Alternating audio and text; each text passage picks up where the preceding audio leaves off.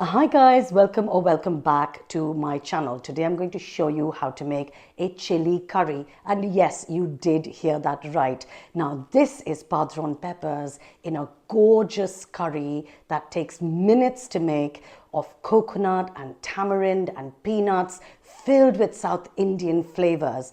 If that sounds good to you, please don't forget to hit that subscribe button so you don't miss a post from me. And also you can support my work, and then let's get cooking. Line the base of a wok or a karhai with some coconut oil or vegetable oil, and then fry off those padron peppers. Sealing them in the hot oil like this just makes them a little bit tastier. You get the golden brown from the oil, and if you use your tongs, you'll be able to see when they soften and just getting a little bit charred on the edges. So when that's done, we're going to remove those from the pan and pop them in a bowl on the side for later. So when all those padron peppers are in the bowl, we're going to toast about a handful of peanuts. Now these are already roasted peanuts, but we're going to get them lovely and golden in that oil. It intensifies the flavor and also makes them easier to blend into our curry sauce later. So that's why we're doing this. You can see the lovely color on them, quite beautiful and toasty.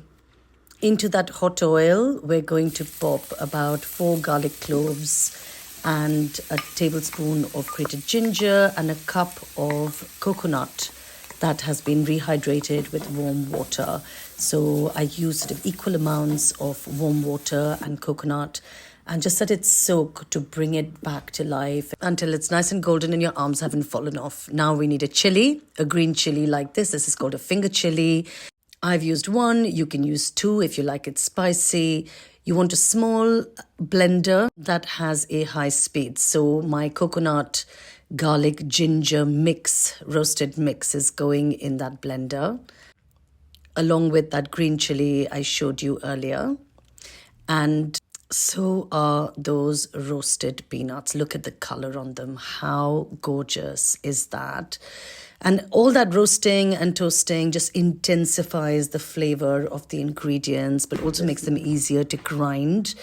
Now, I've had a bowl of tamarind soaking in a cup of hot water. So that then goes in, and you want to curate that into a really, really smooth curry sauce.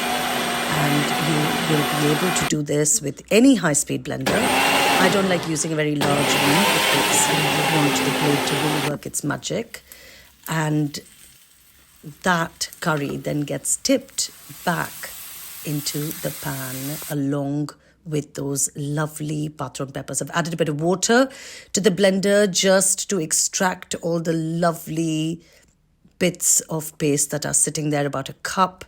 But what you're gunning for is a lovely curry, not too thick, because it will thicken as it warms up in the pan. Now is a good time to taste the sauce and then add salt to your preference. I feel like it needs a fair bit just to lift everything.